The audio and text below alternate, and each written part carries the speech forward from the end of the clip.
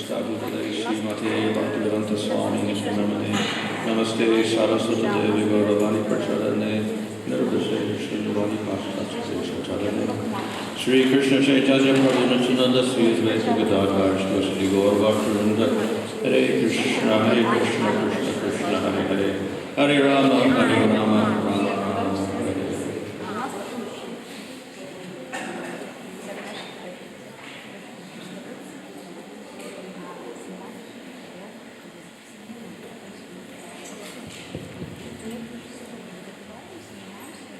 So, now we'll speak a little bit about Vaidhi Bhakti. Итак, сегодня немного поговорим о Вайдхи Бхакти. So, Vaidhi Bhakti is part of Nitya Dharma. Вайдхи Бхакти – это часть Нитья Дхармы. That means it's eternal. Это значит, что это вечная практика. And we should not compare this with the elements of the Varnashram system like Sandhya Vandana. И мы не должны даже сравнивать это с элементами Варнашрама Дхармы, такими как Сангхи Вандана. The goal of Sandhya Vandana is liberation. Целью Сангхи Вандана является освобождение. But when we do hearing and chanting and bhakti, we don't have such a goal at all. Но когда мы слушаем и занимаемся слушанием и воспеванием в рамках бхакти, у нас вообще нет такой цели. Sometimes the scriptures tempt people with material rewards for bhakti. И иногда священные писания, они склонны соблазнять нас какими-то материальными благами от практики бхакти. But for people who are practicing pure bhakti, they're not interested in any material results or liberation. Но люди, которые практикуют чистые бхакти, вообще не интересуются никакими материальными благами и даже освобождением. So there's no material cause for the performance of the actions of bhakti. И в том, чтобы заниматься деятельностью в рамках бхакти, нету какой бы то ни было материальной причины. So when we practice Vaidhi Bhakti as a sadhana, the result is we get a taste for serving the Lord. И когда мы практикуем Vaidhi Bhakti как садхану, то плодом этого будет то, что мы получим вкус к служению Господу. So serving the Lord means we're not aiming for something for ourselves, no enjoyment for the self. Служение Господу означает то, что мы не стремимся ни к какому собственному наслаждению, мы хотим только доставить Ему удовольствие. So other people who are performing bhakti or mixed type of bhakti, then they have other goals and they get different results. И люди, которые занимаются другими практиками, другими видами бхакти, они могут иметь другие цели и получать другие плоды. So the goal of the devotee practicing sadhana bhakti is simply pure bhakti. И цели преданного, которые практикуют садхана бхакти, это только чистая бхакти. So, in other words, we have different types of bhakti. We can have bhakti for material gain, bhakti for liberation, or bhakti only for bhakti. Итак, есть разные виды бхакти. Бхакти ради какой-то материальной выгоды, бхакти для освобождения и бхакти только ради бхакти. So the bhakti only for bhakti, this is the nitya dharma, this is the eternal dharma. The other ones are not. И вот когда мы практикуем бхакти только ради бхакти, это только единственное направление нити дхарма, вечная дхарма. Все остальные виды бхакти, они к этому не относятся. If you do bhakti for material gain, once you get the material gain, you stop the bhakti, so it's not eternal. Если вы хотите практиковать бхакти для того, чтобы получить какие-то материальные плоды, то это прекращает бхакти, так как это становится уже не вечной деятельностью. If you do bhakti for liberation, once you get liberated, you don't do bhakti. Когда вы это обретаете, то же самое, когда вы занимаетесь практикой бхакти, ради освобождения вы обретаете освобождение, и бхакти больше не практикуете. So, in other words, the aim of bhakti is bhakti itself. Другими словами, целью бхакти является сама практика бхакти. Some things look like bhakti that the people following karma yoga do, but actually the goal is quite different. И люди, когда занимаются карма-йогой, внешне это может быть похоже на практику бхакти, но цель совсем другая. So the followers of Varnashram may also observe Ekadasi, for instance. Например, люди, которые следуют Варнашраме, они тоже могут следовать Экадаши. We also observe Ekadasi as a Vaishnava action.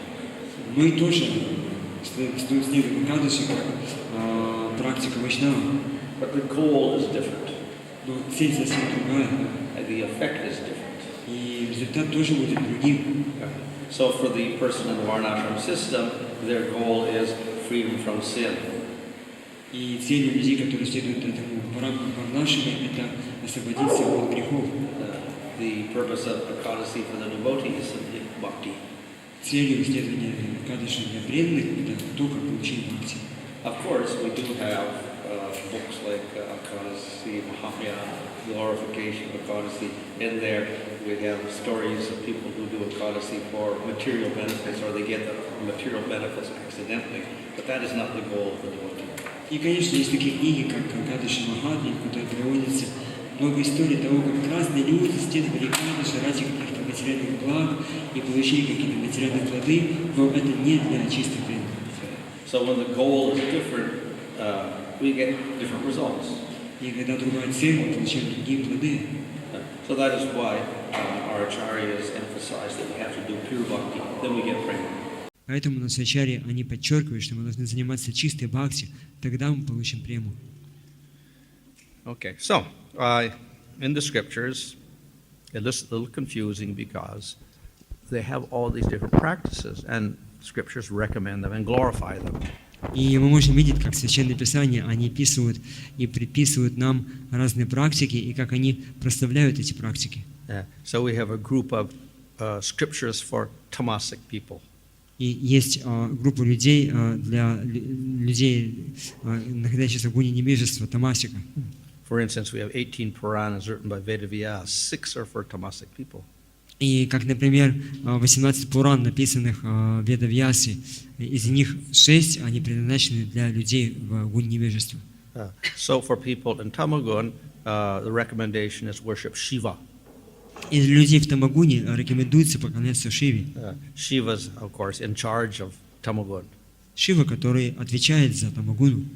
So, and people who are in Tamagun, they like Shiva. И поэтому люди, которые в Тамагуне, им Шива очень нравится.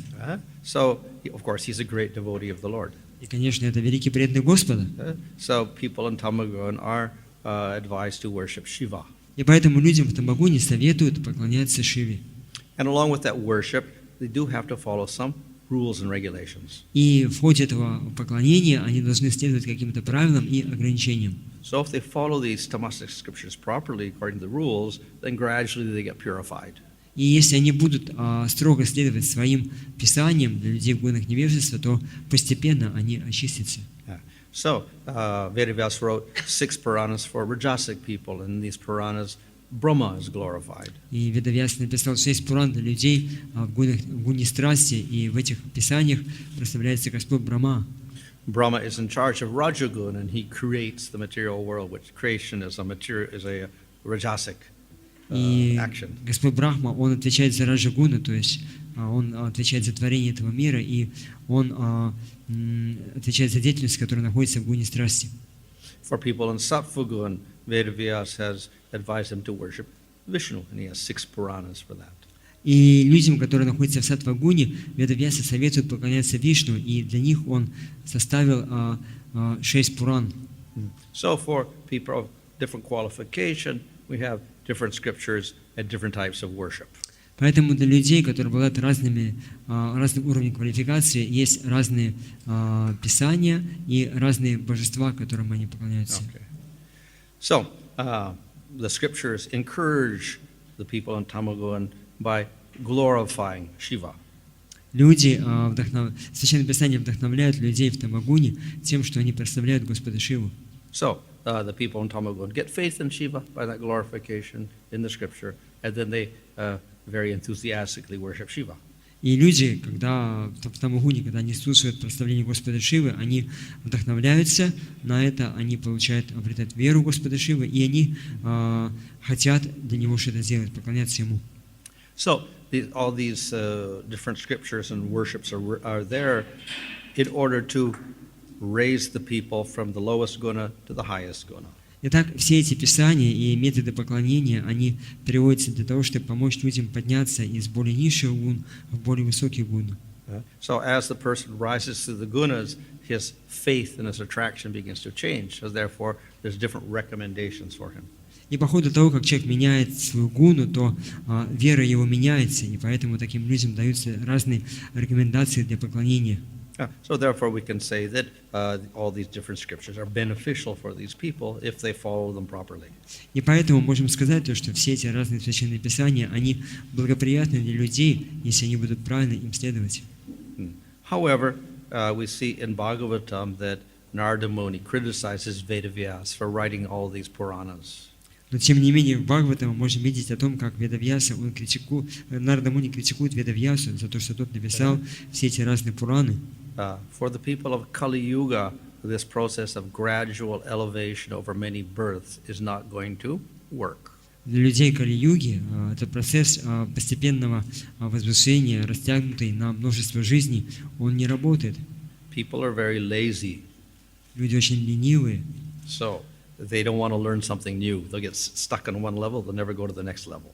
они не хотят учиться чему-то новому, они застревают на своем уровне и не хотят идти дальше. They have very strong desire for material enjoyment, so if they're getting some enjoyment out of Tavagun, they will stay there and they won't advance. У них очень сильное желание материальных наслаждений, поэтому когда они остаются в Тавагуне, они не хотят развиваться дальше. And the people of Kali Yuga are very unintelligent. И люди Кали-юги очень неразумные. So they won't look for the statements of other scriptures. They'll only stick to one scripture, follow that.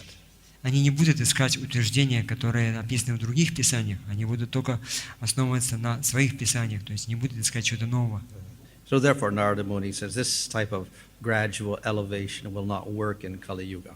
И поэтому Нарада Муни говорит, что такой процесс постепенного возвышения, он не сработает в Кали-югу. So the devotees, they appreciate all of these different scriptures for different types of people. And even in these scriptures, though they glorify Shiva or Brahma or other devatas, the devotees will look for the essence. И преданные, они оценивают то, что существуют такие писания, которые рекомендуют разные методы поклонения. И хотя в этих писаниях рекомендуется поклоняться Господу Шиве или Господу Брахме, но они не отвергают их, они пытаются найти в них самую суть. So the honeybee goes to all the different flowers and it takes out the nectar. Подобно пчелке, которая летает от цветка к цветку и собирает нектар. Similarly, the devotee should go to all these different scriptures and pull out the nectar. Так и преданный, он ищет в разных писаниях нектар. But that requires a little bit of intelligence. Но для этого необходимо обладать каким-то разумом. So Bhaktivinoda Thakur has a very tolerant attitude. И у Бхактивинода Thakura одно из качеств было то, что он был очень терпимым. We shouldn't criticize these people for their lower type of worship. Мы не должны критиковать этих людей за то, что они занимаются низшими видами поклонения. They're qualified for that, so let them do it if it's according to Scripture. Они имеют квалификацию только для этого, поэтому пусть же они занимаются этим в соответствии со своими писаниями. And if they practice properly, then they will gradually elevate. Если они будут правильно практиковать, то они будут постепенно возвышаться. And of course, if they get association of devotees, and the devotees treat them in a proper way, they can advance more quickly. И, конечно, если они будут общаться с преданными, преданные будут правильно общаться с ними, то тогда они смогут тоже духовно прогрессировать. Okay, so we have the namitic or the temporary worship. Итак, у нас есть намитика или временное поклонение. So this includes all of the worship of the devatas. Это включает в себя все виды поклонения деватам. Some of these worshippers go for material goals. Некоторые из тех, кто поклоняется, они ищут материальных плодов. Some of them use the devatas for gaining liberation. Некоторые, они поклоняются деватам, чтобы обрести освобождение. In both cases, all of their bhakti or whatever they're doing is temporary. И в обеих случаях бхакти и все остальные виды поклонения, которым они следуют, это временное. So then we have eternal worship. Persons choose to worship Vishnu. И также есть вечное поклонение, когда люди решают поклоняться Вишну. and they have no desire for liberation or material pleasures. И у них нету желания освобождения или каких-то материальных благ. So this is we can say, the eternal worship. И мы можем сказать, что это вечное поклонение. The devotee regards that form of the Lord, Vishnu or Krishna, as eternal. Преданные относятся к этой форме Вишну или Кришны как к вечной форме. Those who are striving for liberation or material ends, they worship the Lord, and they're thinking of the Lord as material. Люди, которые стремятся к чему-то материальному и для этого поклоняются Господу, они считают то, что форма Бога материальна. Okay. So, of course, there's always a controversy about worshiping forms of the Lord. И, конечно же, есть разные противоречия, какой форме Бога надо поклоняться. Impersonalists will say, well, the Lord cannot have a form at all because forms are material. Имперсоналисты скажут, то, что у Бога вообще нету формы, потому что любая форма материальна. And we'll find in most religions of the world, God also should have no form. И в большинстве религий этого мира мы можем увидеть то, что они утверждают, что у Бога не должно быть формы. So therefore, in Christianity, Judaism, and Islam, Buddhism, no form. И поэтому в христианстве, иудаизме, исламе и буддизме нету формы Бога. So the no form worship is very popular in the world in religion. И поэтому поклонение Богу без формы очень популярно в мире религий. On the other hand, we have people do worship forms, but they're worshiping material forms. С другой стороны, люди, они поклоняются каким-то формам, но при этом они поклоняются материальным формам. They worship Vishnu, but they think of him as a material entity. Они поклоняются Вишну, но считают, что он является каким-то материальным существом. So the Vaishnava has a very unique position because we accept the form of the Lord and we worship forms of the Lord, but we accept them as eternal. Но вайшнавы, они занимают уникальное положение, потому что мы принимаем то, что у Бога есть есть форма, поклоняются этой форме, и при этом считаем то, что Он и Его форма, они вечны. Yeah. So there's two, we can say, two difficult points for people to accept. One, that God has a form. Итак, для людей есть две вещи, которые им сложно принять. Первое – это то, что у Бога есть форма. And that we can make a form in this world and worship that form also. That's more difficult for them. И другая крайность – это то, что они считают, что мы можем просто сделать какую-то форму вот из чего-то в этом мире и начать ей поклоняться. Это даже труднее принять. So we can say that yes, God has a form because He is spiritual and He has all Shakti. So spiritually He can manifest a form if He so desires. И можем видеть то, что да, у Бога есть форма, потому что форма, она духовная, поскольку Он обладает разным шакти, и, соответственно, мы можем поклоняться этой духовной форме. So a devotee, qualified devotee, can see that form. He can realize that form. И квалифицированный преданный, он может осознать эту форму и увидеть ее. If someone can realize God as an impersonal entity, why he cannot also realize Him with a form? Если кто-то может осознать Бога как что-то неперсональное, почему он не может осознать Его как имеющего форму? So we can say that the jiva, by his spiritual potency, can perceive the form of the Lord. Поэтому можем сказать, что джива, которая получает духовную потенцию, может воспринимать духовную форму Бога. Then the jiva, taking that realization, he makes a form in this material world, the external form, murti. И затем джива, обладающая вот такой реализацией, она делает материальную форму здесь, делает форму Бога в этом материальном мире, и это становится мурти. And when that devotee sees that form, then he's actually seeing the form that he has realized. И когда преданный видит эту форму, на самом деле он видит ту форму, которую он уже до этого реализовал или осознал, духовную форму. So in that sense, it's not material. И в этом смысле это уже не материальная форма. So now another topic in chapter 6. This is varnas. И другая тема, 6 глава Джавадхармы, это описание варн. So in India, of course, up until the present age, the concept of varna was very strong. И, конечно, до сих пор, вплоть до настоящего времени, концепция варн в Индии была очень сильна. At the time of Lord Chaitanya, it was very strong. она была очень сильна даже во времена Господа Чайтаньи. And when Chaitanya Mahaprabhu accepted Haridas as Acharya, that was quite disturbing for many people. И когда Господь Чайтанья принял Харидас Такуру как ачарью, для очень многих людей это принесло беспокойство, причинило беспокойство. So at that time, one could not associate closely with Muslims.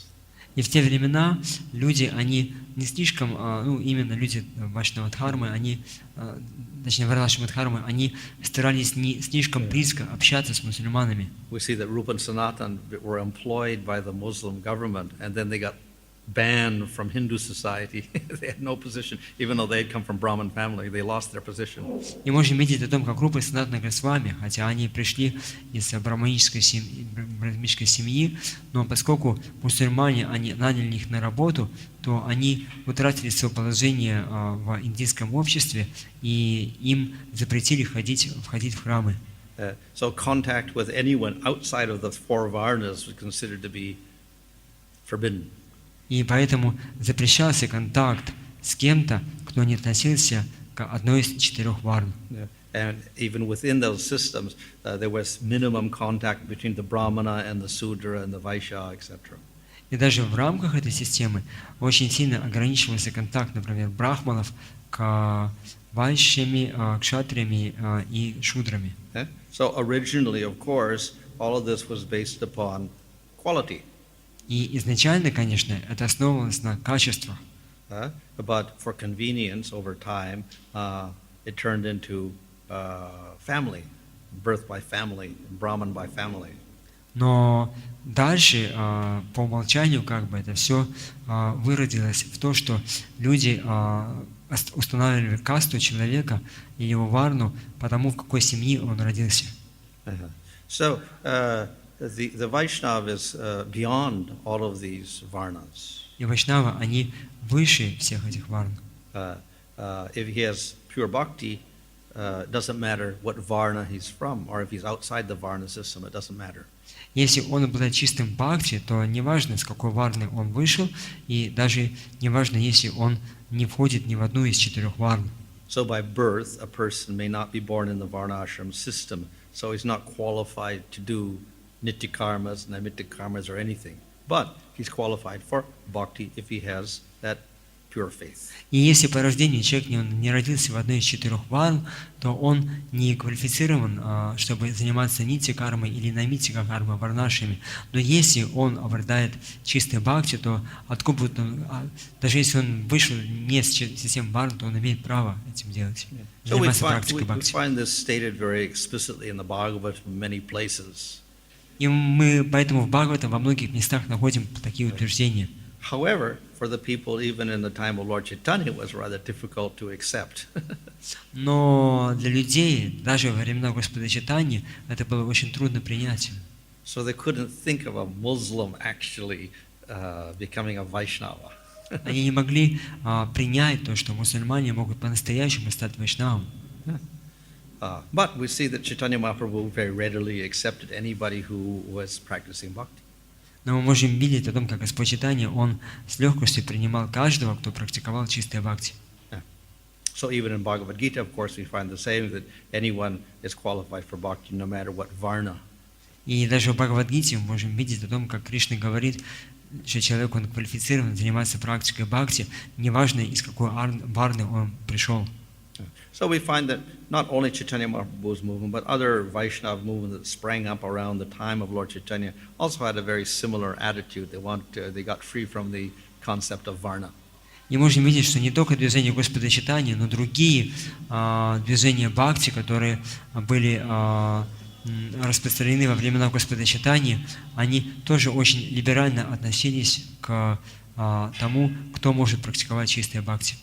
And even in Ramanuja Sampradaya, many, over 500 years previously, also, Ramanuja also had a concept that Varna was not the matter. The devotion to the Lord is the main thing. И даже 500 лет назад, до прихода Господа Чайтаньи, в Рамануджа Сампрадае была концепция касательно того, что неважно, из какой варны человек пришел, главное, что он должен заниматься чистым бхакти. So bhakti is very, very powerful. Поэтому бхакти очень могущественно. If one takes a low birth, which is a fault in one sense, it's due to your karma.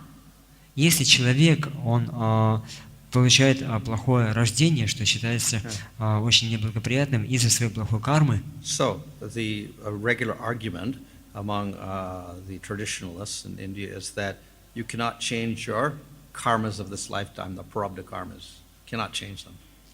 Тогда обычный аргумент людей, которые следуют традиционной индийской системе, это то, что вы не сможете поменять свою прарабдха карму, из-за которой вы получили именно такое рождение в течение одной жизни.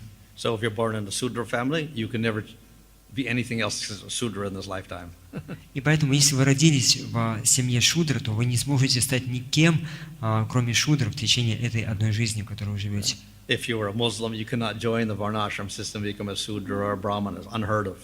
Если вы мусульманин, то неслыханная вещь была бы, если вы стали бы членом одной из систем Варнашрамы, Брахман, Кшатрия, Вайшья или Шудра. However, the Bhagavatam says that if you just utter the name of the Lord once, you're free of all your karma, even your prarabdha karma. Но тем не менее, Бхагаватам говорит, что даже если вы один раз повторите святое имя Господа, то вы освободитесь полностью от всей своей прарабдха кармы. So just by uttering the name of the Lord once, suddenly you're no longer a Sudra, no longer a Mleccha. Suddenly you're beyond the Brahmana.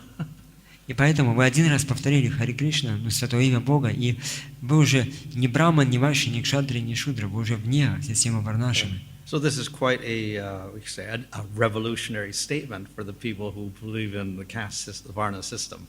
И поэтому для людей, которые живут в кастовой или в системе Варн, это очень революционное утверждение. But of course, we see Lord Chaitanya had very great faith in this attitude, this concept. Но мы можем видеть, что Господь Чайтанья, он имел очень большую веру в этот принцип. Still, there was great opposition from many elements of society, particularly the Brahmanas. И тем не менее, со стороны многих членов общества тогдашнего, в особенности со стороны брахманов, было очень большое противодействие тому, что делал Господь Чайтанья. And we find even at the time of Bhaktivinoda Thakur and Bhaktisiddhanta Saraswati Thakur, same opposition was there. И можем видеть о том, что даже во времена Бхактивинода Thakura и Бхактисиддханты Сарасвати была та же самая оппозиция. In fact, some smarta Brahmanas were arguing that the Gaudiya Vaishnavas are not very high class and they come from a lot of lower castes, so therefore they're not qualified to worship the deity. Only the Brahmanas should worship the deity. И на самом деле кастовые брахманы, они говорили о том, что поскольку Гаудия Вайшнавы, они вышли из семей низкого класса, поэтому они не очень квалифицированы, и они не могут поклоняться божествам, что только брахманы могут поклоняться божествам. So at one time they had a huge, we can say, a debate on this issue. И они вот в то время устроили большой дебат на эту тему. So all the smartas were invited, and then all the Vaishnavas from Vrindavan and Bengal, they were invited to discuss this issue. И чтобы это обсудить, пригласили всех кастовых брахманов, смарт, и также пригласили всех вайшнавов из Бенгалии, из Вриндавана. And Bhaktisiddhanta Saraswati Thakur also spoke then. И там также выступал Бхактисиддханта Сарасвати Такур. And the contents of his lecture were actually later published in a book called Brahmanas and Vaishnavas. И содержание его лекции, она напечатана в книге, которая называется «Брахманы и Вайшнавы». So, in his lecture, his main point is that the Vaishnava is beyond the Varnas. И главный момент этой лекции – это то, что Вайшнавы, они вне Варн. As we see, by chanting the holy name once, he destroys all of his karmas. So therefore, he's superior to the Brahmana. Как мы читали, что один раз повторив святое имя, он освобождает свою карму, поэтому он становится выше даже, чем брахман. And just to solidify that type of that idea, he introduced into Diksha giving the thread the Gayatri, Brahma Gayatri thread. И для того, чтобы еще больше утвердить эту идею сознания людей, он ввел дикшу, в которой он давал людям Брахма Гайатри мантру и браманический шнур. So if you get the Vaishnava mantras, then all your karmas are gone. В смысле, что если вы получаете вайшнавские мантры, то вся ваша карма, она ушла. Therefore, you're qualified to do whatever a Brahmin can do. И поэтому вы уже автоматически квалифицированы делать то, что делают брахманы. So therefore, he gave them the Brahman thread and the Gayatri mantra. И поэтому он дал им браманский шнур и Брахма Гайатри мантру. So that what you could say is an act of demonstrating the statements of the Bhagavatam. И как мы видим, можем принять это как то, что он тем самым подтвердил утверждения, приведенные в Шримад Бхагаватам. So, qualification for karma is something material, birth, nature, etc. Квалификация в карму, чтобы заниматься кармой, это какие-то материальные вещи, это вера в природу, в какие-то другие вещи материальные. Qualification for bhakti is faith. Квалификация для бхакти – это вера. But we have to say true faith, tattvika shraddha. Но это должна быть истинная вера, татвика шрадха. There's other types of faith. They do bhakti with faith, but it is mixed with all sorts of contaminated elements. So that's not the faith we're talking about. Есть другие виды бхакти, и они имеют тоже другие виды веры, но эти веры, они осквернены какими-то материальными элементами. И это не та вера, о которой мы говорим здесь. So we're talking about faith in the process of pure bhakti. Мы говорим о вере в процесс чистого бхакти. So a varna is determined by qualities. Итак, варна определяется качествами человека. Now, birth is also an element, but that is, we say, got overstressed over time. Too much stress on the birth element. И рождение – это тоже один из элементов этого, но в течение времени этот аспект, один из аспектов, он начал все больше и больше подчеркиваться, даже слишком много подчеркиваться. So we make someone born into a certain varna, but they don't have the qualities of that varna at all. Поэтому человек мог родиться в какой-то варне, но он вообще не обладал качествами, присущие этой варне. So if you look at the qualities of a person, then that person can do certain types of activity. Если вы посмотрите на качество человека, то он может заниматься какими-то определенными видами деятельности. So he can do a certain type of job. Он может заниматься какой-то работой. He can follow certain rules of the scripture. И он может следовать определенным правилам Священного Писания. So that's we can say the basis is the quality. И поэтому качество является основой, фундаментом. But we also know that birth also has an element. If we have parents and the parents have certain qualities, quite often the children also have similar qualities.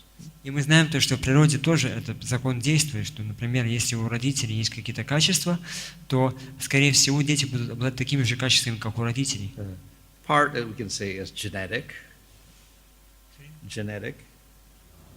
hereditary qualities. То есть это такие как качества, которые передаются по наследству, да, генетически. And the other is association. Да, и другой аспект качества это то, те, которые приходят благодаря общению. So the child's closest associates when he's young are parents. И ребенок, когда он еще молодой, маленький, то он очень тесно общается со своими родителями. So a lot of the parents influence the children to a high degree. И поэтому родители в очень большой степени влияют на своего ребенка. So if we have parents who have certain qualities, the children will develop similar qualities. И поэтому, если родители обладают определенными качествами, то дети тоже будут перенимать эти качества. So therefore, we can say that quite often the nature of the parents determines the nature of the children. И можем видеть, можем сказать то, что очень часто природа родителей и детей, она совпадает. And then for that reason, they just decided birth is qualification, and therefore they just use birth as the determination of varna. И поэтому люди, они, чтобы все упростить, они решили, что просто рождение в какой-то семье уже определяет варну, которому он варну человека, которому он принадлежит. Of course, and let's say as we get into the modern age, not just the family members are a big influence. We find the local environment also becomes a big influence, the neighborhood. И мы можем видеть, что по мере того, как Кали-юга прогрессирует, в современные времена, не только люди, они оказываются, то есть они оказывают очень сильное влияние на других, но также и сама природа, само окружение тоже очень сильно влияет на качество людей. Or the friends of the child become a big influence. Или друзья этого ребенка, они очень сильно влияют на него или на нее. And related to that, we have education, educational systems. И также у нас есть особая система образования, которая влияет. So all that has influence on the development of the qualities of a person. Все это влияет на то, какие качества развивает человек. So, on the other hand, faith is the qualification for bhakti. Но с другой стороны, вера – это квалификация для того, чтобы практиковать бхакти. So faith means we have a conviction in the existence of the Lord. Вера – это означает, что у нас есть убежденность в существовании Бога. And we will commit ourselves to serving the Lord И мы посвящаем себя служению Богу, without personal interest. не имея какой-то личной выгоды. So that we call tattvika shraddha, or pure faith. И вот это мы называем таттвика шрадха, или чистая вера. So there's another type of faith, false faith, atattvika shraddha. Есть еще другая вера, ложная вера, которая называется ататвика шрадха. Okay, so they have, we can say, some conviction in the Lord, but it's mixed with some impurities. Это какая-то убежденность в существовании Бога, но к ней примешиваются какие-то нечистые вещи. So they worship the Lord, but they have strong desire for position, they have pride, they have selfishness, etc. So that's not real faith. Они поклоняются Богу, но у них есть очень сильное желание занять какое-то положение, есть какие-то корыстные мотивы, они гордые, и поэтому это не может считаться чистой верой. They're exploiting the Lord for their own personal interest. Они эксплуатируют Бога ради обретения каких-то собственных благ. So, once one has developed that firm faith in the Lord and starts worshiping the Lord and starts hearing and chanting, he may not follow the rules of varnashram or karma yoga. И человек, который уже развил эту веру в поклонение Господу, и он занимается практикой чистого бхакти, слушания и воспевания, он может перестать следовать каким-то правилам варнашрама дхармы. Still, he should be considered a devotee. Но и тем не менее, он должен считаться преданным. We see in Bhagavad Gita, Krishna says, even if one commits the most sinful activity, which means he's not following varnashramic rules anymore, still he's my devotee. И даже в Бхагавад-гите Кришна говорит, что даже если человек совершит какой-то греховный поступок, что подразумевает то, что он не следовал тем правилам, которые описаны в Варнашраме, Кришна говорит, все равно нужно считать его моим преданным. And once he's committed that sinful activity, what is the corrective measure? Bhakti. И если он совершил какой-то греховный поступок, то что ценится на самом деле, это то бхакти, которое у него есть. So of all the different activities, bhakti is the most auspicious. Среди всех видов деятельности самое благоприятное – это бхакти. Therefore, it has the power to counteract any sinful activity. И поэтому она обладает могуществом противодействовать любой греховной деятельности. So in other words, the bhakti is the most auspicious, therefore it's personification of dharma. И поскольку бхакти – это самое благоприятное, она является олицетворением дхармы. Ultimately, dharma springs from the Supreme Lord. He produces the whole varnashram system. И в конечном счете дхарма исходит от Верховного Господа, она проявляется во всей системе варнашрамы. So, if we depend completely on the Supreme Lord, then we satisfy all aspects of dharma. И поэтому, если мы полностью зависим от Верховного Господа, то мы удовлетворяем все остальные аспекты дхармы. Lord becomes controlled by bhakti itself. Бхакти способна контролировать самого Господа. So if the Lord is in the heart, then the jiva quickly becomes freed from all impurities. Если Господь находится в сердце, то джива очень быстро очищается от всех каких-то грязных вещей. So therefore, all rules of dharma are automatically fulfilled if we perform bhakti, because the Lord helps us become pure. И поэтому все остальные виды дхармы, правила дхармы, они автоматически уже человек уже исполнил их, потому что цель этого стать чистым, а бхакти на максимальной степени очищает. So how does this faith arise? Does it arise from pious activities of karma kanda or karma yoga, or how does it arise? И как же эта вера, она проявляется? Проявляется ли она из-за того, что мы занимались какой-то деятельностью кармы или из карма-йоги? Благодаря чему она появляется? So actually, faith arises by bhakti. И на самом деле вера порождается бхакти. Karma yoga is material, even jnana yoga is material. So a material bhakti cannot have a material cause. Карма-йога это материальная, даже гьяна-йога это материальная, поэтому бхакти не может иметь материальную причину. So faith arises by devotional association.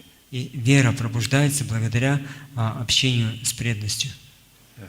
So, of course, the qualification for bhakti is faith. И, конечно, квалификация для практики бхакти – это вера. So this is, we can say, inclination to bhakti. И здесь это подразумевается склонность к бхакти. Without attraction for other methods. И отсутствие привязанности к каким-то другим методам. So just to get to that point, actually, it takes a long time. И даже чтобы к этому моменту подойти, часто требуется очень много времени. So if it happens, it's very, very fortunate. If faith arises, then we can practice bhakti. So it's a very fortunate moment for the jiva. И если эта вера пробуждается в чистой бхакти, то для живого существа, дживы, это момент великой удачи. So Bhaktivinoda Thakur connects faith with surrender. И Бхактивинода Thakura, он связывает веру с преданием. This is, of course, described in Nectar Devotion as Sharanapati. И в нектаре преданности это описывается как шаранапати. And of course, at the end of Bhagavad Gita, Krishna says, Mamekam Sharanam Vraja, surrender to me. И, конечно, в Бхагавадгите Кришна тоже говорит, Мамакам Шаранам Враджа, предайся мне. So within that faith, that is, we're accepting the Lord, there's an aspect of this surrender to the Lord. We're offering ourselves to the Lord. И в этой вере, когда мы принимаем Бога, тоже есть аспект предания Ему, когда мы признаем то, что мы зависим от Него. So, of course, also in the Nectar Devotion, the 6 elements of surrender are listed. И, конечно, в нектаре преданности приводится список 6 элементов предания. So we get acceptance of those things which are favorable. Первое – это принятие тех вещей, которые благоприятны. Rejection of unfavorable things. Отвержение неблагоприятных вещей. Conviction that the Lord will give all protection. Убеждение в том, что Господь защитит нас во всех отношениях. Accepting the Lord as the master and I'm the servant. Принятие того, что Господь это мой Господин, а я Его слуга. Offering body, mind, words and soul to the Lord. Посвящение тела, ума и всей своей души Верховному Господу. And great humility. И очень глубокое смирение. So all of these, of course, are very important. И все эти вещи, они очень важны. They're all aspects of that surrender. Они все являются аспектами предания. We see in the definition of faith given in Chaitanya Charitamrita.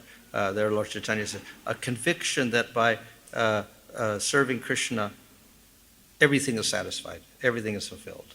И определение веры, которое дается в Чайтанья Чаритамрите, это глубокая убежденность в том, что просто служа Кришне, все остальное приложится и будет хорошо.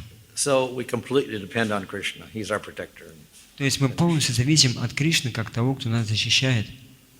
We also see Chaitanya Mahaprabhu in Shishastaka. There he says that if you want to chant continuously, you have to be very humble. И мы можем видеть также, что в Шикшаштаке Господь Чайтанья говорит, что если вы хотите постоянно повторять святые имена, нужно быть очень смиренным. So this element of surrender is there in faith itself, and of course later on when we're practicing bhakti, it can also be an anga of bhakti. И поэтому вот этот элемент предания, он является частью веры в практику бхакти. И по мере того, как вы занимаетесь практикой бхакти, это становится одной из анг бхакти, одним из элементов бхакти. So if we have this faith, then this is our qualification to begin the process of pure bhakti. Если у нас есть такая вера, именно в этом наша квалификация, чтобы начать процесс чистого бхакти. No, the faith isn't everything, it's just the beginning. И вера это еще не есть все, это только начало. So Bhaktivinoda Thakur says it's a shadow of what the eternally liberated, the Nityasiddhas have. It's a little shadow of that. И Бхактивинода Такур говорит, что это только маленькая-маленькая тень или отражение того, что обладают вечно освобожденные спутники Господа. But we can say it's the beginning of this eternal nature of the jiva. Но мы можем сказать, что это начало пробуждения вечной природы дживы. And everything else in the material world that the jiva has tried previously is all temporary, naimittika. И все те вещи, которым пыталась следовать джива, живя в этом материальном мире, они временные, они называются наймитика. So how does that faith arise? И как же пробуждается эта вера? So it arises by sukriti.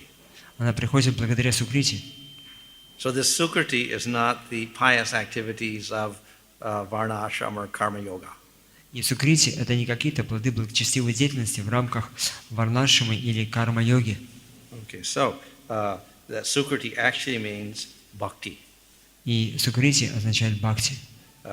But because the person hasn't got faith, it's not consciously done, the act of bhakti. It's accidental.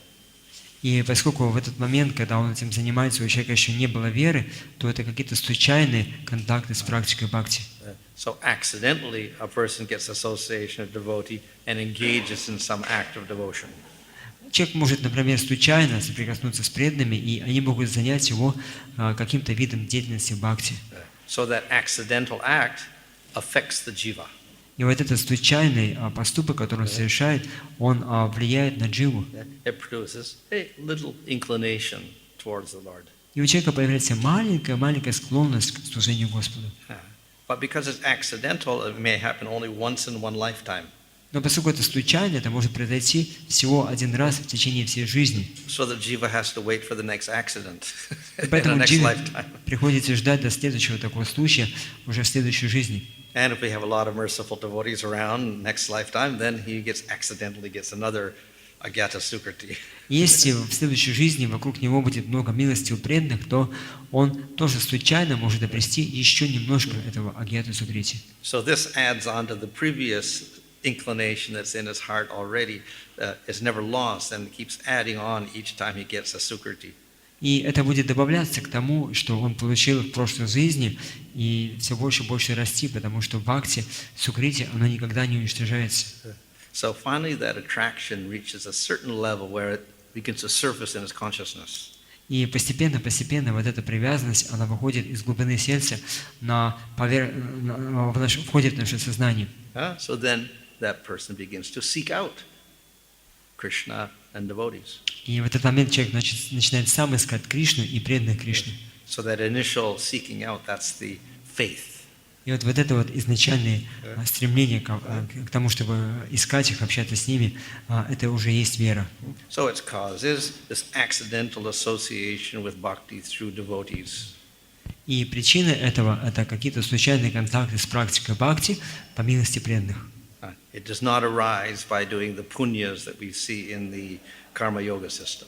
Это не приходит благодаря тому, что мы следовали пуньи в рамках системы карма-йоги. So it's quite a different type of sukriti. Это какие-то совсем другие виды сукрити. And it takes many, many births to get there. И чтобы подойти к этому уровню, требуется много-много жизней. So therefore, we can say the jiva, when he gets that faith, then he's very fortunate. И поэтому говорите, что когда у дживы пробуждается такая вера, она очень удачлива. But we can also say just to get first sukriti, second sukriti, third sukriti, etc., build up, that's also very fortunate. Но можем сказать, что даже просто получить первый сукрити, второй, третий, четвертый, даже в этом великая удача для дживы. But it's all because of devotees. И все это благодаря тому, что есть преданные. So therefore, devotees are the cause of faith. Once we get faith, then devotee is the САДХУ-САНГА, is the next element by which we get knowledge, by which we can practice bhakti. И благодаря преданным мы обретаем веру, и благодаря общению с преданными, что является САДХУ-САНГой, мы получаем знания о том, как нам практиковать чистое бхакти. So bhakti is completely different from these other processes. It depends on itself. Bhakti produces bhakti. И поэтому бхакти полностью независима от всех основных процессов, она зависит только от самой себя. Бхакти порождает бхакти. But this is pure bhakti. Но это мы говорим о чистом бхакти. The other mixed bhakti is quite different. Другие смешанные виды бхакти, они очень сильно отличаются. It is temporary. Они временные. So therefore we have to distinguish between pure bhakti and the other mixed bhaktis. И поэтому мы должны проводить различия между чистым бхакти и другими видами бхакти. Okay, so therefore we'll find in the scriptures that mercy of devotees, association with devotees is glorified. И поэтому можем видеть, как Священное Писание прославляют общение с преданными и милость преданных. It's the only way that bhakti can start for all the jivas in the material world. Это единственный Association of способ devotees. того, как бхакти может пробудиться в сердцах джив в материальном мире благодаря общению с преданными. So we may not see the result of these agyata sukritis for a person in this lifetime. И можем не видеть, как плоды агьята сукрити проявляются в жизни человека в течение какой-то одной его жизни. But we should have faith that somewhere in the jiva it has an effect. Но мы должны верить в то, что как-то это повлияет на дживу. So we're advised, don't preach to the faithless people. И когда нам рекомендуют не проповедовать людям, не обладающим верой, Yet we want to be compassionate to everybody. и мы, конечно, говорим, что мы хотим быть сострадательными ко всем. So how do we be compassionate without committing aparad? И как быть сострадательным и при этом не совершать оскорбления того, что мы проповедуем неверующим. So Bhaktivinoda Thakur says that the way we preach to the faithless people is agyata sukriti. И Бхактивинода Тхакур говорит, что когда мы проповедуем неверующим людям, мы даем им агьяту сукрити. Just let them hear the name, that's all. Если они услышат святое имя, и все. Or give them prasadam. Don't tell them it's prasadam. И дадим им просад, чтобы они попробовали его. So we engage them so that they don't even know they're getting engaged. And that way they don't commit offense. То есть занимать их в практике так, чтобы они даже не знали, чем они занимаются, и тогда они совершают оскорблений. And even that bhakti is very powerful to affect the jiva. И вот эта бхакти, которой они будут заниматься, очень могущественна, чтобы повлиять на эту дживу. But we may not see the result in their lifetime and maybe their next lifetime or the next lifetime before they actually get faith. И можем не видеть плодов этого в этой жизни, и даже в следующей, даже еще в следующей жизни, пока постепенно это не накопится и не превратится в веру. Okay, so therefore,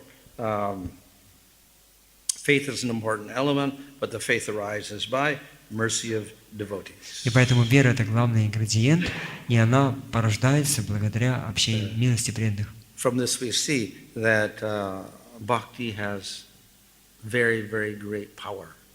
И поэтому мы можем видеть, что у бхакти есть огромное могущество. And that is rightly so, because actually bhakti is the internal shakti of Krishna. И это так, потому что бхакти – это проявление внутренней шакти Кришны. Krishna has his Sarup Shakti or his Antaranga Shakti. У Кришны есть его Сварупа Шакти, как она еще называется, Антаранга Шакти. And bhakti is a combination of the Hladini and the Samvit Shaktis. И бхакти – это смесь владений и самвит Шакти. And it resides in the jivas in the spiritual world. И она пребывает, то есть она присуща дживам в духовном мире. And when a jiva starts practicing bhakti in this world, that Shakti is still there in those processes of bhakti. И когда джива начинает заниматься практикой бхакти в этом материальном мире, то вот это шакти, оно проявляется в их практике бхакти. And even if there's no faith, and you simply utter the name of Vishnu or Narayan or whatever, still there's Shakti there. И даже если у них нет веры, и они просто повторяют имена Вишну или Нараяна, но эта шакти уже там присутствует. So even the accidental acts without offense, they have great power. И поэтому случайные какие-то поступки, которые совершаются без оскорблений, обладают очень большим могуществом. But when we practice bhakti with pure faith, pure bhakti, then that's how we get prema. Но прему можно получить тогда, когда мы практикуем бхакти с чистой верой. Okay, so one other topic here, renunciation of karmas. Еще одна тема – это отречение от кармы. In the varnashram system, there are all sorts of necessary activities. We call them nitya karmas and whatever. В системе варнашрама есть много разных видов деятельности, которые обязательны к исполнению, нитья карма и так далее. So, should the Vaishnava reject everything И должен ли вайшнав от всего этого отказаться? So technically we have the Babajis. И технически есть категория людей, которых мы называем So бабаджи. they've rejected everything in the Varnashram system. Они отвергают все в системе варнашрамы. They have no Varna, they have no Ashrama. У них нету ни варны, ни ашрама. They're kind of like sannyasis, but they don't have no sannyas marks at all. Они похожи на саньяси, но у них нету каких-то внешних признаков саньяси. Should all the Vaishnavas do that? Just give up the Varnashram system, forget about it? И должны ли все вайшнавы так поступать, просто отвергнуть систему варнашрамы и забыть о ней вообще? Well, the answer is no. И ответ нет. At least for the people living in India, they have a background of Varnas and Ashramas. По крайней мере, для людей, которые живут в Индии, у них есть уже их какое-то прошлое, которое у них соответствует их варне и их ашраму. And they're not qualified to reject the whole society. И они не квалифицированы, чтобы отвергнуть полностью все общество. So therefore, they have to follow to some degree. И поэтому они должны следовать варнашраме в какой-то степени. So becoming a Vaishnava doesn't mean that you reject everything. И поэтому стать вайшнавом не означает все отвергнуть. And so the Vaishnava performs those actions which are favorable for bhakti. И вайшнавы, они исполняют только те вещи, которые благоприятны для чистого бхакти. So, if after practicing bhakti we become more and more detached from society, etc., then we may be qualified to renounce everything. И если, практикуя чистое бхакти, мы все больше и больше обретаем освобождение от общества, то мы можем отвергнуть следование варнашрама дхарме. But until he reaches that qualification, then to some degree he has to follow. Но пока мы не достигли этого уровня квалификации, то до какой-то степени мы должны следовать варнашрама дхарме. But if those rules are unfavorable for bhakti, then those rules he can reject. Но если эти правила варнашрамы, они неблагоприятны для чистого бхакти, то мы можем их отвергнуть. So we find in Nectar Devotion, in that initial definition, he says, Jnana karma adhyanavritam. Pure bhakti should not be covered by jnana or karma, etc. И в начале нектара преданности, в определении чистого бхакти, есть такие слова гьяна карма ади анавритам, что бхакти не должно покрываться гьяной и кармой. So what that means is that Rupa Goswami doesn't say it should be devoid of jnana and karma, but he says it should not be obstructed by it. И Рупа Госвами не говорит то, что в чистом бхакти не должно быть ни гьяны, ни кармы. Нет, он говорит, что гьяна и карма не должны мешать чистому бхакти. So only those obstructive portions, those portions which are not favorable for bhakti, we reject those. И мы отвергаем только те вещи, которые разрушительны для практики чистого бхакти и неблагоприятны для нее. Yeah. So if the devotee does some of the rules of the varnashram system, which are not unfavorable, he does them without any material intentions. И даже если преданный и следует каким-то правилам варнашрамы, которые неблагоприятны для практики бхакти, он делает это, не имея каких-то корыстных желаний, не желая какой-то выгоды для себя. So there's no harm at all in doing those activities. И поэтому делать эти вещи, это тоже не принесет ему вреда. So generally the householders, the grihastas, the Vaishnavas, they have to observe the varnashram rules. И обычно грехастские семейные люди, они должны следовать правилам варнашрамы. So the householder has a family, he has to support the family, he has to follow rules for raising his family and interacting with society. So he follows the varnashram rules for that. И так как у семейных людей есть семья, их нужно поддерживать свою семью, и они должны взаимодействовать с обществом, чтобы как-то поддерживать эту семью, то им надо следовать правилам варнашрамы дхармы. So, of course, after some time, the householder Vaishnava, if he matures, he may become detached. И, конечно, с течением времени этот семейный вайшнав может стать достаточно зрелым и обрести отречение. Okay. So, a Vaishnava, he could be any varna or no varna. И вайшнав, он может быть в какой-то варне или может не иметь варны. So the question arises, if he's a Vaishnava and he comes from a lower varna, can he read and study the Vedas? И возникает вопрос, если он вайшнав и он занимает какую-то низшую варну, может ли он изучать Веды? So traditionally, the Sudras cannot hear the Vedas or study the Vedas. И традиционно шудры, они не могут изучать веды или же даже как-то с ними соприкасаться. So what happens to the Sudra Vaishnava? Can he hear the Vedas? И что насчет шудра Вайшнава? Может ли он слушать веды? So as we know, the Sudra who is a Vaishnava surpassed the Varnashram system. So we can say he's a spiritual Brahmana or beyond a spiritual Brahmana. И, конечно, хотя этот Вайшнав может быть шудрой, но он превосходит эту варну, он даже выше, чем Брахмана, потому что он полностью трансцендентен. So he's qualified to hear the spiritual sections of the Veda. И поэтому квалифицирован слушать духовные разделы вед. On the other hand, the other material Brahmana, he's qualified to hear the material portions of the. С другой стороны, вот эти материалистичные брахманы, они квалифицированы, чтобы слушать материальные разделы вед. Okay, I think we have to end there. Я думаю, что мы сейчас на этом закончим. So we covered 6 chapters there. Итак, мы с вами прошли 6 глав Джайвадхармы.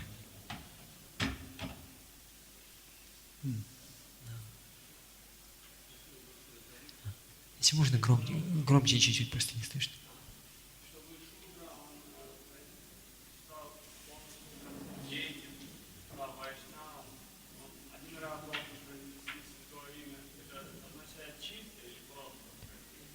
То есть шудра, чтобы стать трансцендентным, к варнашами должен произнести святое имя один раз, чисто или как угодно. Да?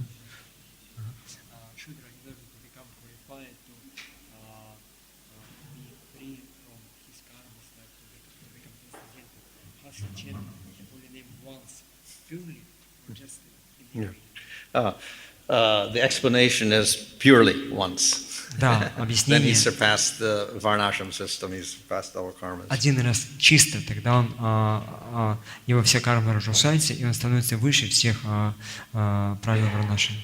However, we see that Ajamil destroyed all of his karmas, past, present, and future, by accidentally chanting the name. It wasn't pure bhakti, it was nothing. It was Но accidental. тем не менее, мы видим, как Аджамила, он просто один раз, повторив святое имя, он разрушил свою прошлую, настоящую, будущую карму, да?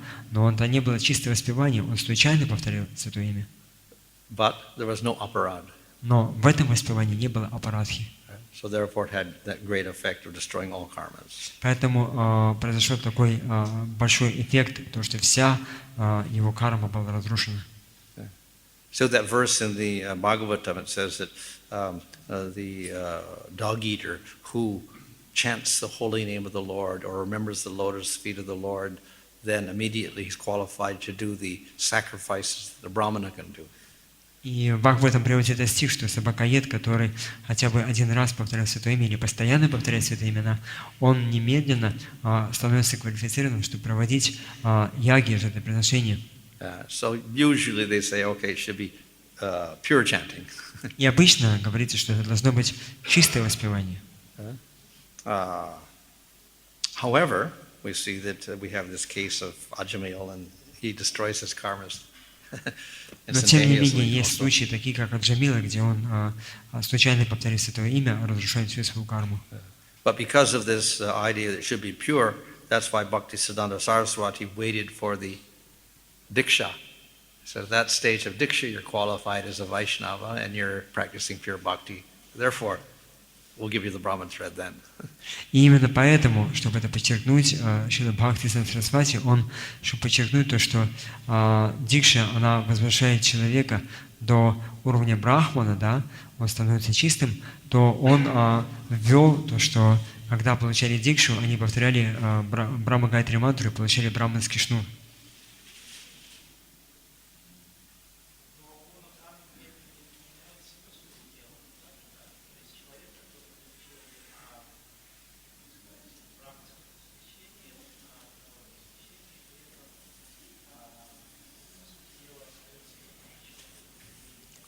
Означает ли это, что человек, который получает браманское посвящение, его гуна карма не меняется, он остается таким же самым?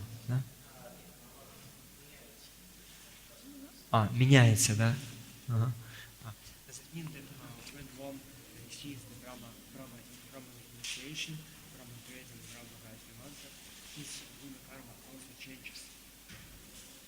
Well, actually, it changed long before that. На самом деле она должна измениться еще до этого. When you first chanted Hare Krishna, it changed. Как только вы первый раз повторили Харе Кришна, уже все поменялось.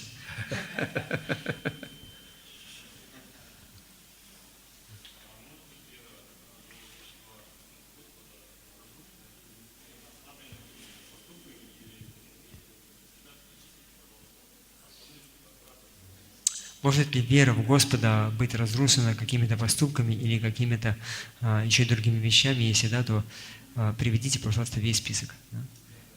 Или какие-то хотя бы основные. Да? Can the faith in the Lord be destroyed by any actions or anything else? And if so, please give us a few examples of what can destroy them. Oh, faith.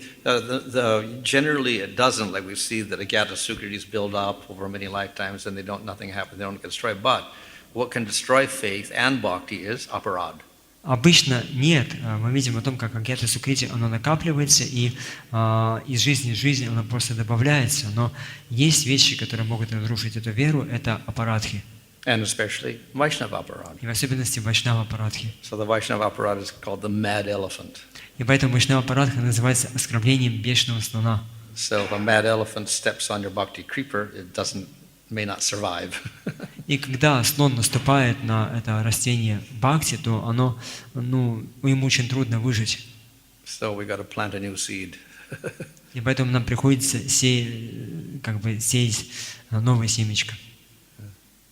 So some aparads are more serious, then you get bhakti damaged more. We have slight damage to the bhakti creeper, so it decreases a little bit.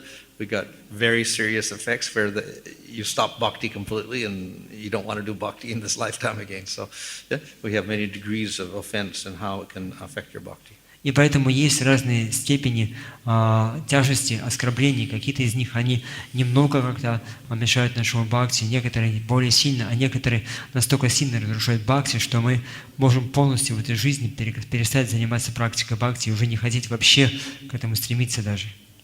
So when you offend the devotee, then Krishna also withdraws his mercy. All the other devotees withdraw their mercy.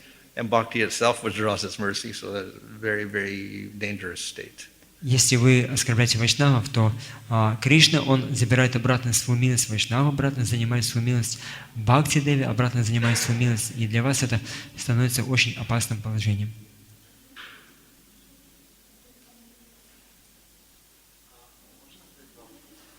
Давайте по одному.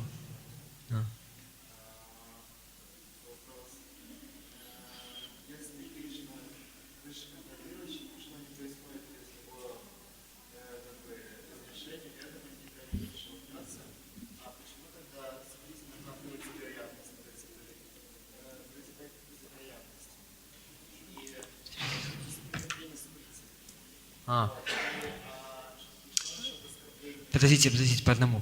Это отдельный вопрос. Сейчас. Да. То есть, если Кришна все контролирует, как вот этот вот контакт с чистым бхакти может быть случайными, да? Окей, хорошо, все, сейчас спрошу. It was mentioned that the contacts with the pure bhakti, which creates agata sukriti, they are accidental. At the same time, Krishna controls everything. How it can be accidental? It's accidental in the sense it depends on the devotee. Случайно в том смысле, что это зависит от преданных. So generally, Krishna gives independence to the devotee to let him distribute mercy as he pleases. И Кришна обычно, он дает преданным полную независимость в том, чтобы распространять эту милость тем, кому вайшнавы хотят ее дать. So the devotee decides to hold a Rath Yatra at a certain date, at a certain time, in a certain place, in a certain city. И поэтому преданные решают вдруг в определенном месте, в определенном городе, в определенное время организовать Радха-ятру. So that part's not accidental, it's the intention of the devotee. И это уже добрая воля вот этого преданного, это не случайно. But he cannot predict who's going to walk by and see the Jagannath or get Он не может prashadam. предсказать, кто пройдет мимо этой Радха-ятры и увидит Господа Джаганнатху на колеснице. And even the person that walks by doesn't plan to see Jagannath when he walks by. И даже человек, который проходит мимо Радхаятры, он не планирует специально туда прийти и посмотреть на Джаганнатху. So that aspect is accidental. И вот этот аспект, он случайный.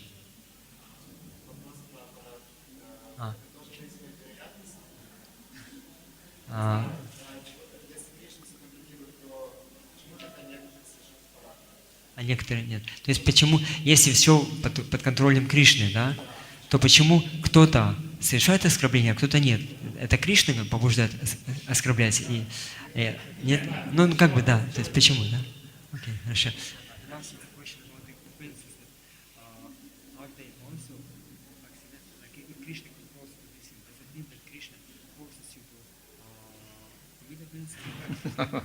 It's not that Krishna makes everybody do everything. No. Нет, это не так, что Кришна заставляет каждого делать все, что они делают.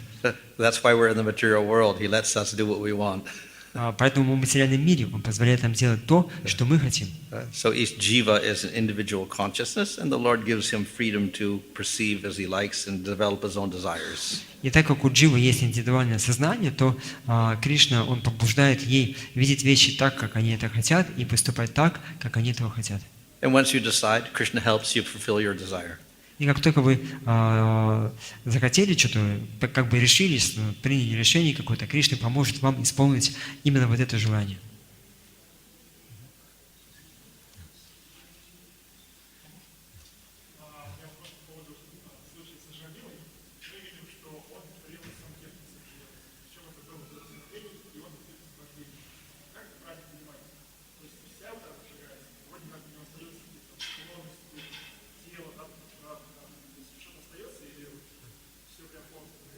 Джамил повторил святое имя на уровне санкета Намабхаса, он благодаря этому уничтожил свою карму. И как понять? У него же осталось какое-то тело, то есть он еще в течение какого-то времени жил, чем-то занимался, да?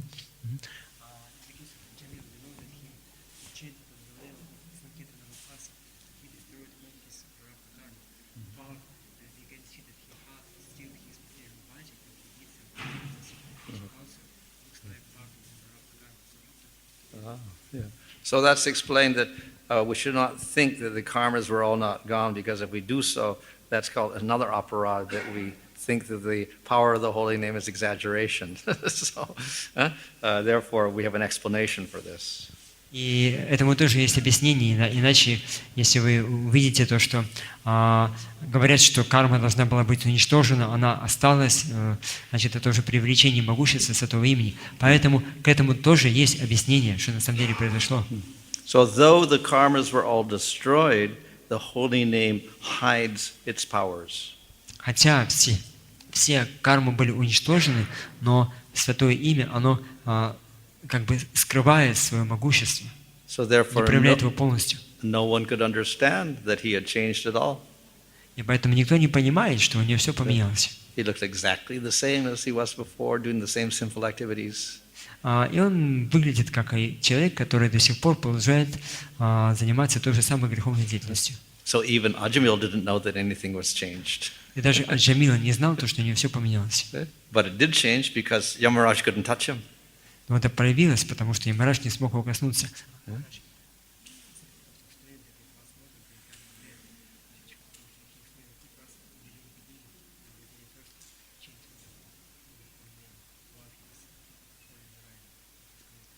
Yeah. So he chanted the name, he named his son Narayana. All of his karmas got destroyed at that time. Ну, то есть он просто повторил один раз имя Нараяна, и сразу в этот момент все его кармы были уничтожены. So it didn't look like his karmas were gone, but they were gone. И не видно было то, что все кармы были уничтожены, но их уже там не было. Even for a person in prema, he has no karma. И даже у человека, который обладает премой, у него тоже нету кармы. But looks like he has karma because he gets sick. Но внешне может казаться, что карма у него есть, потому что может заболеть. He gets accidents. И с ним могут быть несчастные случаи. He dies. Может даже умереть. He's got some prarabdha karma because he И dies. можем подумать, что смотрите, ребята, у него же прарабдха карма есть, он же умирает. So explanation is it's not karma acting anymore. Но объяснение таково, что карма уже не влияет на него. This is some pattern that the Lord arranges for individuals. Это просто какое-то, как сказать, ну, внешнее такое вот поведение, которое Кришна устраивает так, чтобы он мог как-то быть в этом мире.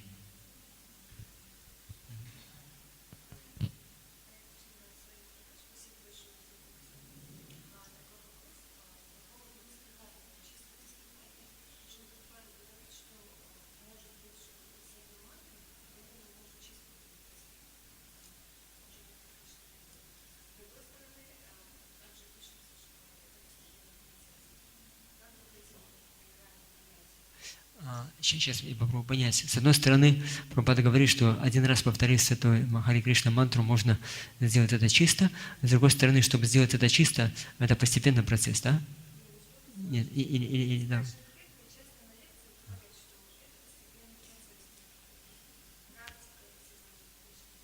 То есть, хорошо, давайте сейчас так. Практика сознания Кришны – это постепенный процесс, и в то же самое время, один раз повторив святое имя, чисто мы можем добиться успеха. То есть как это соединить, да? Ага.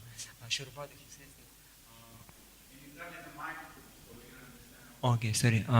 Srila Prabhupada, he says that practice of bhakti is the gradual process, is a gradual process of development.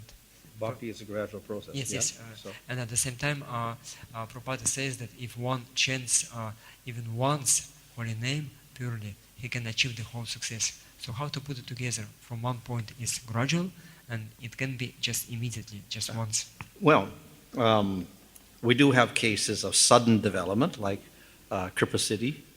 У нас есть случаи, когда человек он сразу обретал это благодаря Крипа Сидхи.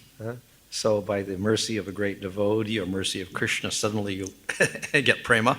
По милости великих преданных и Кришны вы внезапно получаете прему. In the case of Mrigari the hunter, 3 months of practice, he got bhava. Как охотник Мригария, он 3 месяца практиковал и получил бхаву. So that's Kripa Siddhi, by Это Narada Крипа, Muni's mercy. это Крипа Сидхи по милости Нарады Муни. But normal is gradual. Но нормально это постепенный процесс.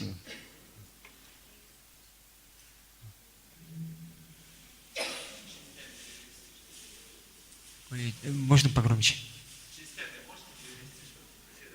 Вы говорите просто как, чтобы я понял весь вопрос.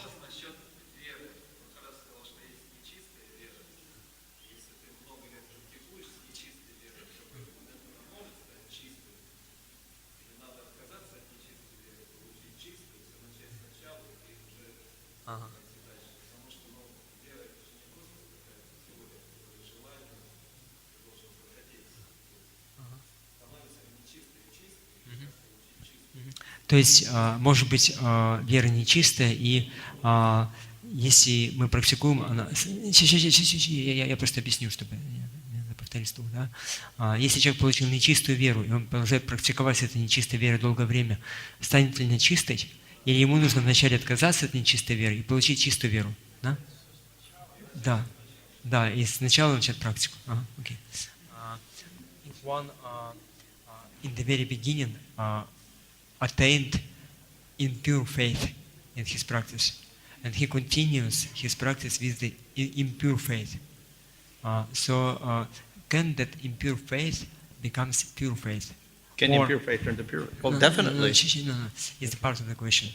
Or shall he completely discard or reject this impure faith and get again the pure faith and then start it from the very beginning his practice? So the question is. Well, it doesn't really matter. Но это не так важно. We're aiming for pure faith, so whether you reject the other one or you transform it doesn't really matter. Не важно, получаете ли вы заново или она трансформируется. We can say once it's transformation because even in impure faith you may worship Krishna. So we still worship Krishna with pure faith. So we don't reject that part. Either case, we're worshiping Krishna with faith, impurely or purely. So we don't reject that worship of Krishna. Но в любом случае мы поклоняемся Кришне с верой, либо чистой верой, либо нечистой верой. И поэтому мы этот аспект мы не отвергаем. But we reject all of the material elements and desires, etc., and we do it only for Krishna. И что мы отвергаем, это какие-то материальные желания, неправильные мотивы и так далее.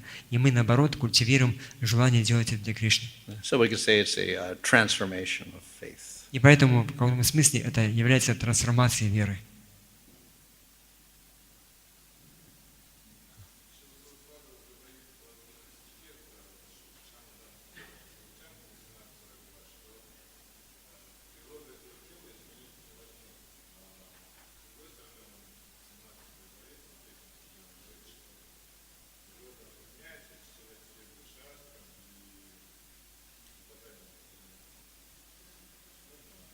объяснить, да?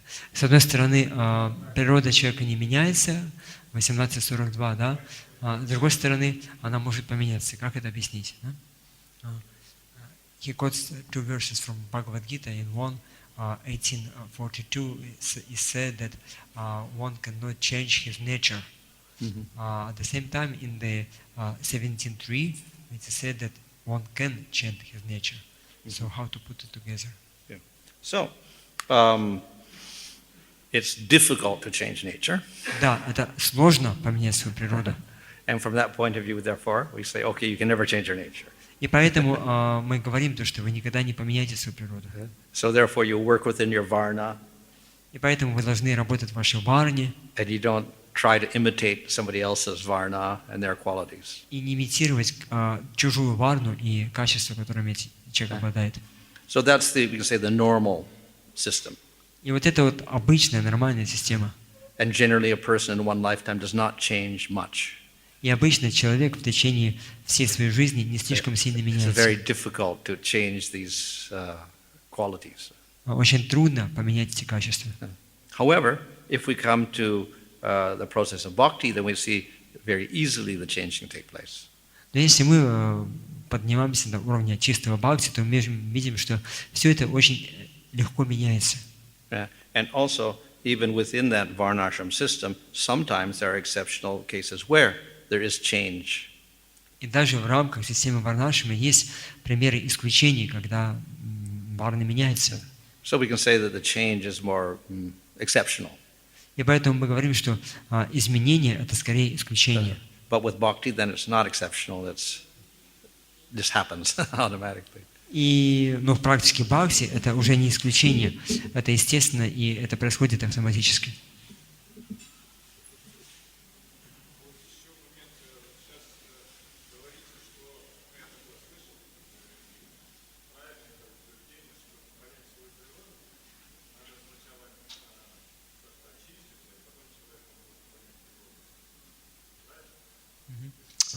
Еще одно утверждение, что чтобы понять свою природу, вначале нужно очиститься, правильно это или нет.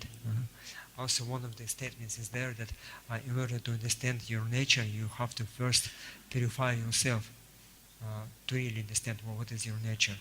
Is it so or not? Yeah. So definitely, according to our level of consciousness, we can understand things better or worse. И, конечно же, в зависимости от того, на каком уровне мы сознания находимся, мы можем видеть вещи более четко, такими, как они есть. So it is said, for instance, a Madhyam Adhikari, one who is friendly with devotees, he avoids the demons, and he preaches to the innocent people. That person, he has the ability to judge properly. И человек, который находится на уровне Мадхья Адхикари, то есть он проповедует невинным, он дружит с хорошими людьми и избегает демонов, то он может видеть вещи такими, какие они есть. So he distinguishes different types of people.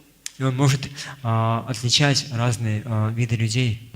The Kanishta doesn't have that ability. Но Канишка не обладает такой способностью.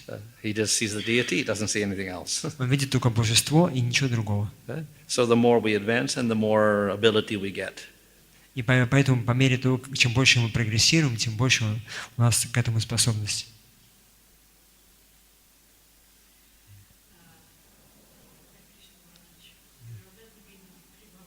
Oh yeah. My question is like this. Sometimes you feel big ecstasy, like full of bhakti. You feel bhakti really, and sometimes it's going down. And how is it? Then sometimes it passes, and then you also come into just like up. And this feeling of Bhakti and Krishna. And as I see it, it depends upon, for me, it depends upon people and good lecture. So how can you explain why is it? Вопрос в том, почему иногда мы в практике бхакти, у нас подъем, у нас все хорошо, иногда идет спад, потом опять подъем, и я в своей жизни вижу то, что это очень зависит от хорошего киртана, хорошей лекции. Объясните, пожалуйста, почему это происходит. Правильно, да? So on a lower level, that fluctuation takes place because one has not reached the stage of nishta. Below Nishta, there will be fluctuations. И вот эти вот такие волны, там, подъемы, падения, они происходят на более низких уровнях, потому что мы еще не достигли уровня ништи, мы еще до ништи. But if one's at Nishta or higher, then there may be some fluctuation due to association or lack of association. И когда вы достигаете уровня ништи, то If we have no association, then it will be lower. If we have good association, higher. Yeah, at Nishta also, or higher even. И даже на уровне ништи или выше у нас тоже могут быть такие подъемы и спады, когда у нас есть хорошее общение, когда его нету.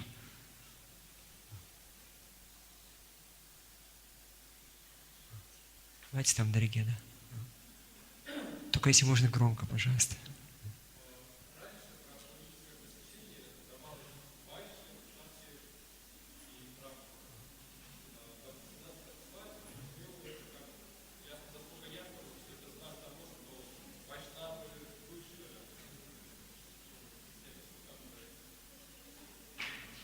Всех варн, да?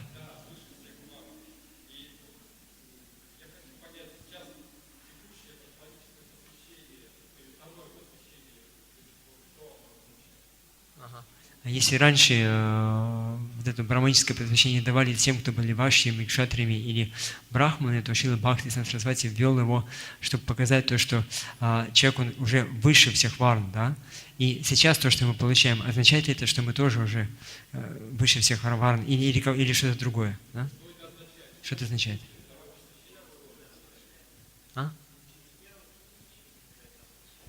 Сейчас чуть-чуть спрошу. In the previous times, one used to get Brahmanical initiation being Vaishya, Kshatriya or Brahmana. Srila Bhakti Saraswati, he introduced giving Brahma Gayatri or Brahman initiation to illustrate that Vaishnavas, they are beyond Varnas, they are transcendental. Now we also receive Brahmanical initiation. What does it mean for us? Does it mean that we also become transcendental while receiving second initiation or anything else? Okay. So that, of course, is the original intention of Bhaktisiddhanta Saraswati Thakur. Ну, конечно, это было изначальное намерение Бхактисиддханта Сарасвати Thakura. The immediate need was the criticism of certain brahmanas. И почему это надо было? Потому что некоторые брахманы критиковали. So therefore he said the Vaishnava automatically is superior to the Brahmana and he can do anything the Brahmana can do. И поэтому он подчеркивал то, что Вайшнав, он автоматически брахман, и это не имеет никакого отношения к просто обычному брахману, хинду брахману. So it was a response to a particular a particular challenge at that time. И поэтому это был ответ на определенный вызов того времени. But of course it also, we can say, announced the superiority of bhakti. Это также был знак того, он хотел провозгласить тем самым верховенство бхакти. We can always question whether in the modern age, especially not in India, where there's no challenge from smarta Brahmins, whether it's actually necessary at all. И можем задать вопрос, а вот в наши времена, особенно в западных странах, где никакие смарта брахманы вас не критикуют, да, есть ли в этом необходимость вообще или нет? So that's subject to contemplation. Это надо хорошенько обдумать.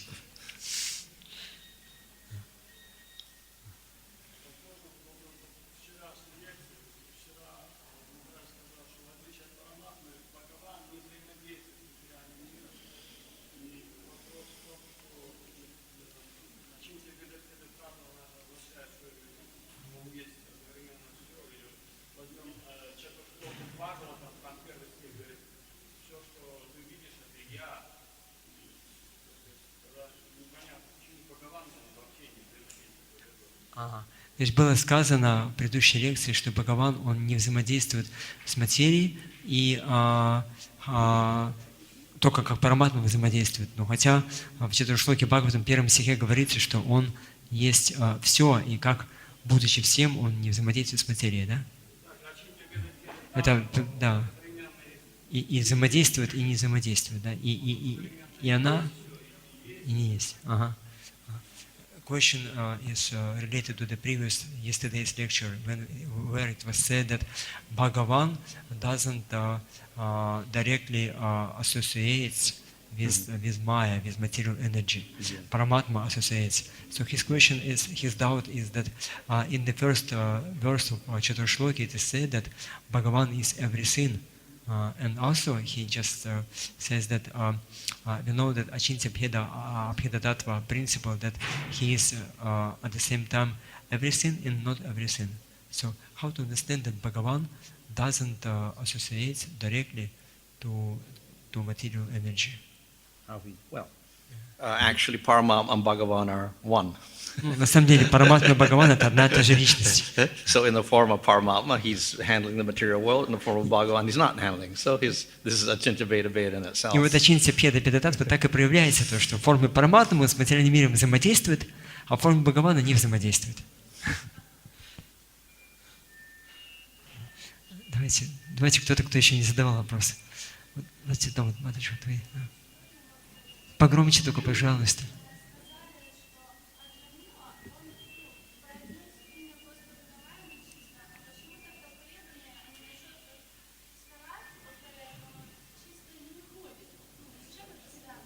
Говорилось, что Нараяна, он произнес чисто святое имя Нараяна и получил такие плоды. Преданные стараются на четках повторять.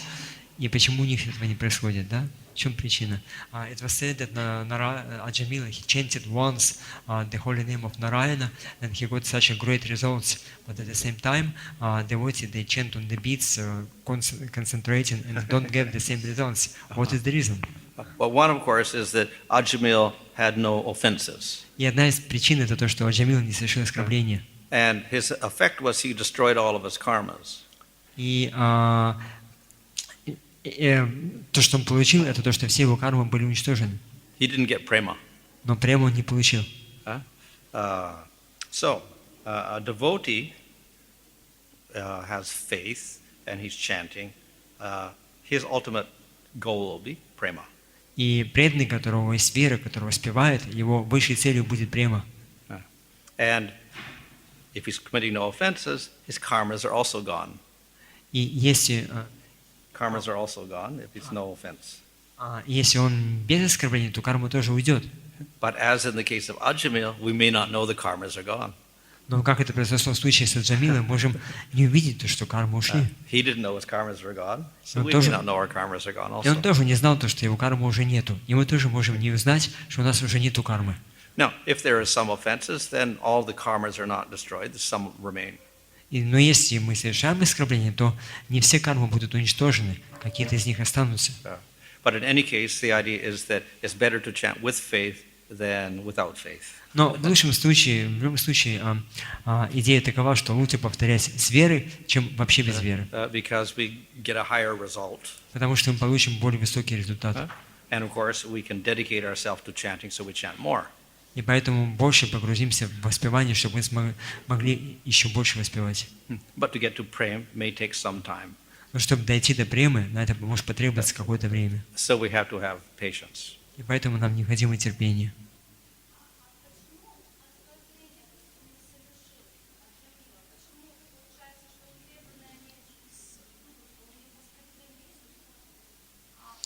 То есть, как так получилось, что Джамил не совершил оскорбления? Преданные стараются не совершать и совершают, а он не совершил, да?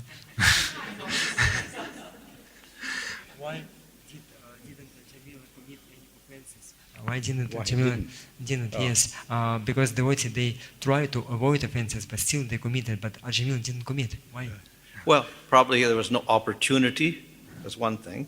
Ну, одно из них это то, что у него не было шансов совершить There were оскорбление. no devotees there, so he couldn't rob them or cheat them or steal from them or whatever. Не было преданных, которых он мог бы там оскорбить, оплевать, хаять, как говорится, и так далее. And he was so absorbed in the sinful activities, he didn't bother to insult Vishnu or anybody else. И он был настолько поглощен своей греховной деятельностью, что у него не было времени на то, чтобы оскорблять Вишну или кого-то еще.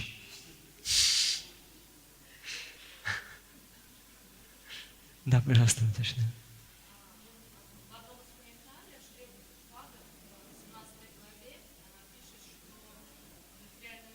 В Бхагавад-гите, да? Мгм.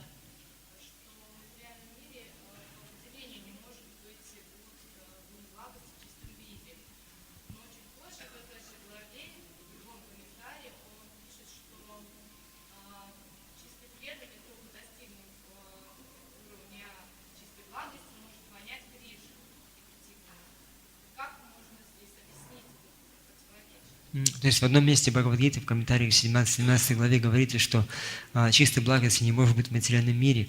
В другом месте говорится, что только достигнув уровня чистой благости, можно понять Кришну. Как это понять? In one of the commentaries to the 17th chapter of Bhagavad Gita, Srila Prabhupada says that there is no such things as pure sattva guna in the material world. Later on, in the same chapter, he says that we can understand Krishna only while when we are raised up to the Shuddha Sattva or pure goodness. So how to put it together? There is no such things as pure Sattva, and at the same time, only in pure Sattva we can understand Krishna. Well, in the material world we have sattva. That's a material guna. Но в материальном мире есть саттва, то есть это материальная гуна. And it has characteristics which are material. И она тоже материальная. Its one good quality is it provides a door for liberation. И одно из хороших качеств саттвагуны – это то, что она открывает перед нами врата к освобождению. And Jnana Yoga is a product of sattva. И обычно гьяна-йога – это, она находит, это следствие саттвы. But still it's all material. Но, тем не менее, это все-таки еще материальная деятельность. So Suddha Sattva actually is, we can say everything in the spiritual world is Suddha Sattva. Но в духовном мире все соткано из шудха-саттвы. It's got nothing to do with the material gunas at all. Это не может, не иметь никакого отношения к каким бы то ни было материальным гунам. We can say there's some similarity between the qualities of Sattva Guna and Suddha Sattva.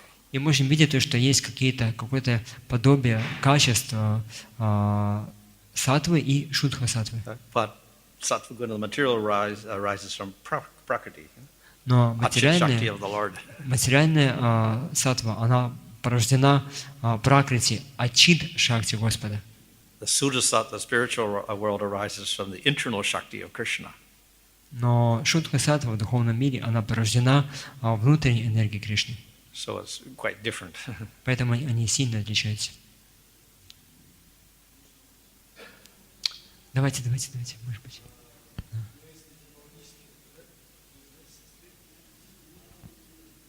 Только погромче, пожалуйста. Да?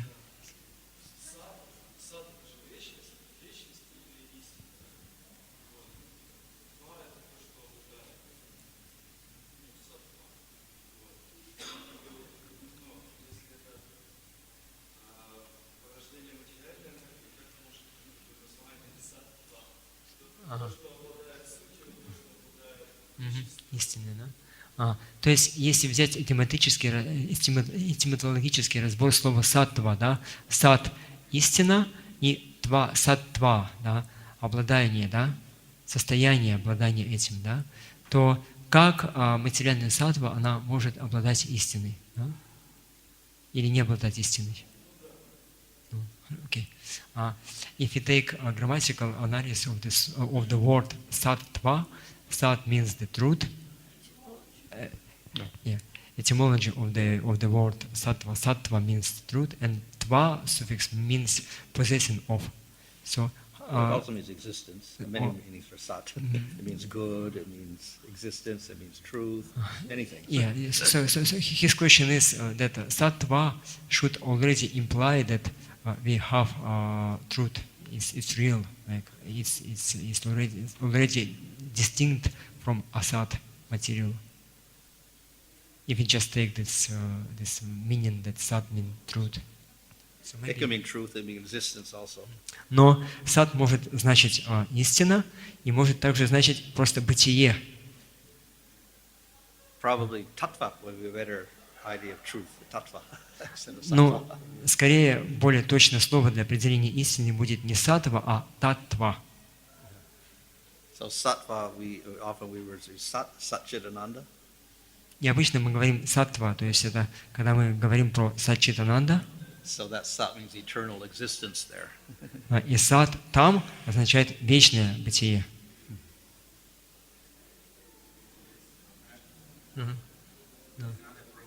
Oh, okay. Oh, 6. Okay. Yeah. I guess we gotta go. Somebody else.